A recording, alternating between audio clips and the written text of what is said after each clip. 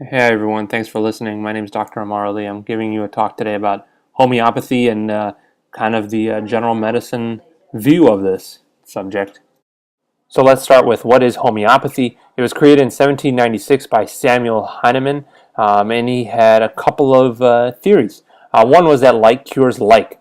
So if you have nausea, give someone nausea, and that'll cure their nausea. Another example is if someone has a runny nose and an onion gives them runny nose, well then somehow find a way to give them that onion so it will help with their runny nose.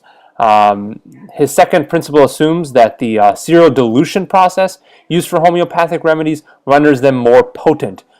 So this basically is saying, I'm taking these meds, I'm diluting them down, but that's not diluting them, it's actually making them stronger, which, in modern day physics and chemistry, it's completely crap. But let's talk about that later. You're probably thinking I'm about to bash homeopathy, but in all honesty, it had its place. Traditional medicine used to be detrimental. If you think back to when most doctors were bloodletting and leeching, homeopathic hospitals tended to have much better outcomes with their patients simply because, to be honest, they weren't harming them, whereas traditional medicine doctors were. And then modern day times, we've noticed that there's been a rise in popularity. And part of this has to do with traditional doctors not having enough time to spend with their patients. I mean, in the ER, we barely spend any time with our patients because we have to move on to the next one. We tell them to follow up with their primary care doctor, but when they get there, they only have, their primary care doctor only has about 10-15 minutes for each patient sometimes.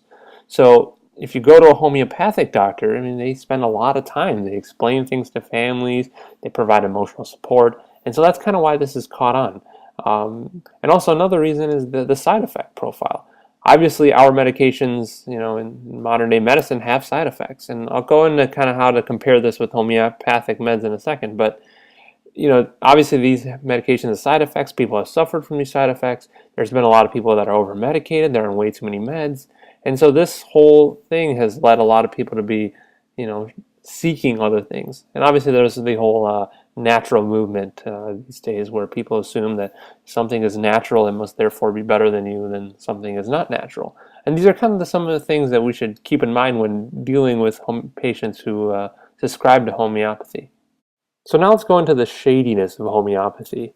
I want to talk simply, starting with how to become a homeopath. What does it even take to become a homeopathic doctor?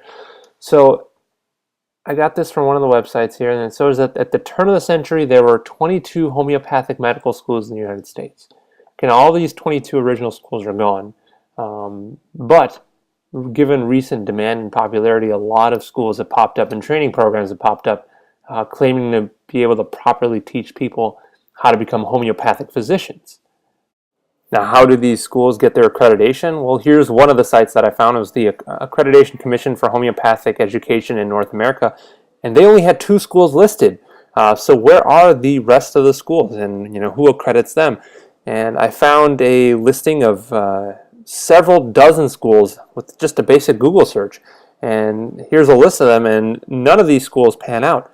In terms of me finding where their accreditation comes from, and some of them don't have a syllabus listed, and it's just kind of the whole process is a little sketchy, to be honest. So this is one of the websites for one of the more popular schools, the American Medical College of Homeopathy. And right there on the front page, it talks about how, hey, you don't have to be in class. You can take most of our course online. And actually, they have lots of students that take their course from overseas. So they have a couple of programs. One is, this one is called the Homeopathic Practitioner Program, and all you really need is a associate's degree to get in. Here we have another program, which is their acute care program. Basically, you can treat common colds and remedies, and again, you really need no background to get in. And this lady right here was someone who loved homeopathy after it cured some problems with the reflexes, so now she works as an acute care homeopath.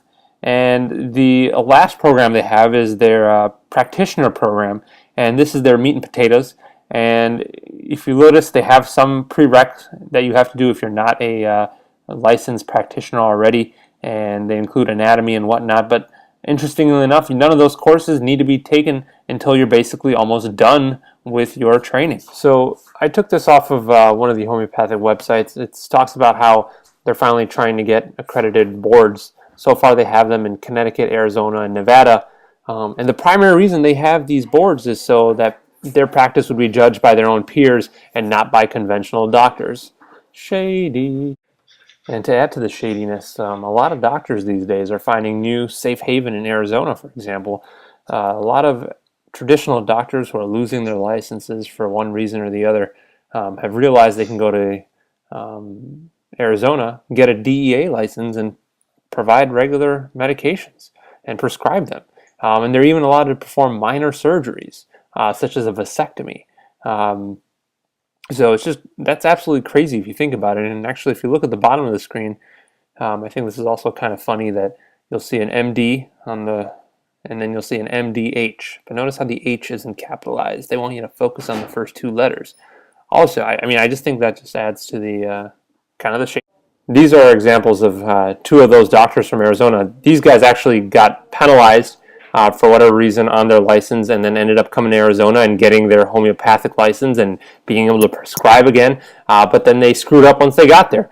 So the top doctor actually got in trouble because he was injecting cow adrenaline and sheep DNA into patients. The bottom doctor, he got in trouble because he did liposuction and wasn't allowed to. And again, remember, in Arizona, a homeopathic doctor can do minor surgical procedures, which to me is just absolutely crazy, and I just don't understand how that's possible at all. Also, I think this is the another very interesting. This is the American Institute of Homeopathy, and while most practitioners of homeopathy are not traditional doctors, people sitting on their board of trustees for this association are all traditional doctors with either MDs or DO degrees. And I always thought to myself, well, what are these guys doing? Like, why are they practicing homeopathy? Let's take the example of Dr. Bark. Here she is talking about the link of autism with vaccinations. We know that with modern day evidence, there's no issue with autism being caused by vaccination. The one study that showed that there was a link was later taken back. The doctor who made the study was found to have falsified data, and his license was revoked. This is kind of a big deal, but here she is, talking about how that this is real. And unfortunately, this carries over probably into a practice of homeopathy about not practicing evidence-based medicine. And this is some articles written by Dr. Whitmont, and on the article on the left, he basically states the same thing, that measles not that big a deal. Why is everyone freaked out about it? Vaccinations have harmful stuff, so I don't get why people are always doing it. And so this kind of rhetoric is what's dangerous for the medical community. When doctors don't practice evidence-based medicine, they steer away. And unfortunately, these are some of the leaders of the homeopathic world in the United States of America. Now, what do most doctors believe about homeopathy? And obviously, this is what we think when it comes to homeopathy. To understand this, let's just start by going over how homeopathic medications are made. And this is one of the recipes I found online. Basically, you take whatever tailored ingredients you want to put in that you believe counter-effect the patient's symptoms, and you make a little potion. In the first one, you add the ingredients, and in this one, she's saying, add a certain amount of liquid, and then you percuss it and you shake the vial with that amount of ingredients, and then you pour most of it out, and then you leave 3 drops, and then you fill it again with water. Now you're pretty much diluted again, and you shake, shake, shake, shake, shake. Then you pour it all out again, dilute it, leave 3 drops, shake, shake, shake, shake, shake, and then you do it again. Now they think that this concept of succussion, where you shake, shake, shake, and dilution actually makes the medication stronger, which again, this goes against all logic and human reasoning. One of the arguments made by homeopathic physicians is that water contains memory, and they strongly believe this concept because that explains how their medications work. There was one study, unfortunately, just like in the vaccination case, where it was performed, everyone believed it, there was a lot of hoorah about it, and then it was never able to be reproduced. And I can say confidently now, with many studies showing the same result, that water contains no memory. If you put a chemical in there and dilute it down, it's not going to remember what chemical was in there. And furthermore, if you take it and shove that water in a stomach full of acid, it for sure will not retain any memory. and therefore these homeopathic medications have no proven mechanism of action. So let's talk about some of the myths surrounding homeopathic medication. First and foremost thing people say is, well, homeopathic medications are safe. They don't have any side effects. Well, I mean, first off, in order to have a side effect, you have to have an effect to begin with. If your drug has no effect, it's diluted down, obviously it's not going to have any side effect. It's just going to be like drinking water. Also, to add to that, if you look at it in terms of absolute risk, so traditional medications carry a risk, but they also carry a benefit of actually working.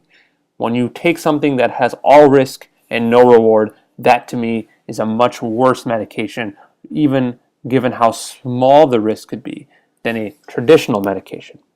Also, this whole idea that there's absolutely no risk with homeopathic medications is not true at all. I'll go over some of the stuff in a little bit, but people have allergic reactions to these, and they have poisonings to these medications, especially when they're not diluted properly. Now let's talk about what a lot of patients may say to you is that, doctor, after I took this medication, I felt much better, and if homeopathic medications don't work, how is this possible? So I know most of you have a good understanding of statistics or a decent understanding of statistics, so let's go over a couple of things. One is, I call this the power placebo. Mainly if you go into something knowing that it will make you better, feeling it will make you better, when you take it, there's a good chance it will make you better. And a lot of this has to do with the fact that, hey, I just spent an hour talking to this homeopathic doctor. She spent all this time, or he spent all this time coming up with this concoction. I had to pay X amount of money for this concoction, and so when you take it, you feel all energized and ready to go. I mean, it's way more personal than some regular doctor just saying, "Hey, go over the counter and try this medication," and pushing you out the door. So this is a much more tailored experience. So obviously that carries a much more powerful placebo effect. The other thing to consider is the condition just got better. Let's say you were meant to have cough-like symptoms for 3 weeks, and you started to take this homeopathic medication 2 weeks into your symptoms, then your cough went away after a couple of days. You must go, oh wow, look at me, my cough got much better right after I took this homeopathic medication. People naturally have this tendency to assume that correlation equals causation. And then lastly, I've touched on this already, but the other thing that really affects it is the encounter between therapists and patients. A lot of people have chronic conditions, and sometimes they simply just need someone to talk to. A lot of these patients a lot of these parents who deal with children with autism need some good moral support, which is what they receive through these physicians. And so these are all factors to consider. And let's talk a little bit more about the statistics now. So this is a systematic review of homeopathy, and you can find literally dozens of these, and they all kind of have the same point where they all generally agree that homeopathy is a load of garbage. And the way they look at it and the way they analyze this is that they do a systematic review of all of the studies. So for example, let's say you have drug X, and drug X is used for common cold symptoms. Well, let's say there's, out of the 20 studies, 3 of them show a positive finding. Well, guess what? People who promote the drug, believe the drug works, are going to point to those 3 studies. They're not going to point to the other 17 studies that were either inconclusive or showed, negative results. But what a systematic review does is gets rid of that bias and puts all of these together and says, hey, does this drug actually work? They've done plenty of these studies about homeopathy, and like I said, time and time again, there has been no substantiated proof that any of these remedies actually do anything. So this is taken directly from the American Institute of Homeopathy's website. What I find most amusing there is the section in the middle. RCT stands for randomized controlled trial, and these are randomized controlled trials of individualized homeopathic medications. So individualized meaning that these medications were tailored specifically to the patient's symptoms. And I think this is extremely statistically hilarious, because how are you going to do a randomized controlled trial with medications that are different from one another? Sure, they all are used for the same thing, but they're not the same. They're being made by different people, have different formulations, maybe different ingredients. That makes absolutely no sense to me. And I invite you to, if you don't believe me, to go on their website and go through the data. And if you are statistically savvy, you can kind of weed through this stuff, and it's pretty easy to do so. And there are bigger and better, more powerful studies that show most of this stuff is all nonsense. So given that this is mostly a tox-heavy presentation that I'm doing, I wanted to talk about this article. It's called The Adverse Effects of Homeopathy, a Systematic Review of Published Case Reports and Case Series. Meaning, this isn't just based on one or two patients, one or two reports. This is based on multiple reports. So obviously it has much more statistical power. And this article actually did take a lot of flack from the homeopathy community. Most of the time people were saying, oh yeah, sure, you may believe it works, I don't believe it works, but either way, these medications are somewhat harmless, so who cares? But this study actually went one step ahead and said, no, we do care. These homeopathic remedies are actually harming people. And let's kind of go over why. These are some of the medications implemented in some of the homeopathic toxicities.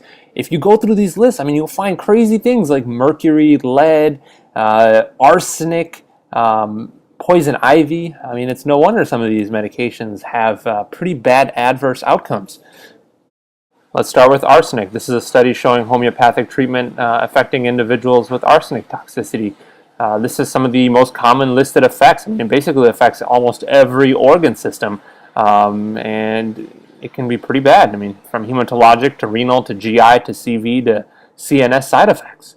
And here's a little blurb about mercury and the fact that if you're chronically exposed to mercury, you get brain damage, and you can get a lot of other stuff that I left out, but this just gives you a quick picture. And this is the other big one I wanted to point out, in which the study actually showed that this was the most adverse effect causing ingredient, which is Rheus toxidendron, which is another name for poison ivy. So literally, you are being fed poison ivy, and you might think, why would homeopaths do this? Well, guess what? Poison ivy causes a lot of the same effects, and they believe in the law of similars. So if something causes you these bad things, well, it'll prevent you from having these bad things. So people are being fed poison ivy, and it's causing a lot of GI upset, nausea, convulsions, delirium. So a lot of adverse effects here. These medications aren't benign. There are obviously a lot more, like lead and mercury and cadmium, but I don't want to go into all those right now, and you can obviously look those up for yourself. But this by far is the worst thing of homeopathy. And you might think, what is the worst thing? What's worse than taking medications? Well, the worst thing is replacement of effective conventional therapies that we know to work with trial and data, and replacing those things with ineffective homeopathic remedies. Delay of care leads to worse outcomes. The most at risk are those that are very young and the very old. So let's take some examples here, being the small child whose parents don't bring them in until it's too late because they've been trying homeopathic remedies at home, or the older gentleman who is a chronic smoker and tries to cover up his cough with homeopathic remedies and delays going to the doctor by another however many months or years, and finally gets diagnosed with lung cancer. This is a real thing. Take, for example, the Steve Jobs. I can't confirm whether or not he directly took homeopathic meds, but he did the same thing, where he took some sort of alternative medication that was known to not work, where he had a pancreatic cancer which was fairly resectable, and he waited too long, and by that point it had spread. So this is probably the worst thing, is that people who can be treated are not being treated. So let me leave you with a few examples. This is a kid who died in Canada because parents believed in homeopathy and didn't take the kid to see the doctor until it was too late. I can't say that those medications themselves are doing harm, but like I said, the worst thing about homeopathic meds is that they replace conventional therapies, and this is one very sad example. And here's another example of the similar thing, where a couple was jailed because they neglected to bring their child in because they relied on homeopathic medications. So some final thoughts to leave you with. Obviously, there have been plenty of systematic reviews showing that homeopathy is a pseudoscience, and most of it is complete garbage. However, you will continue to see patients coming in using these medications. One thing I will say is, obviously with these parents, a lot of things to look out for. If these are the parents that didn't vaccinate their kids, or had home births, or went against a lot of conventional science for natural processes, they are probably using a lot of alternative medication. So that is one thing to look out for. And obviously, be mindful of these heavy metal poisonings and poison ivy and stuff like that. And always consult your local toxicologist. All right, everyone. Thanks for listening.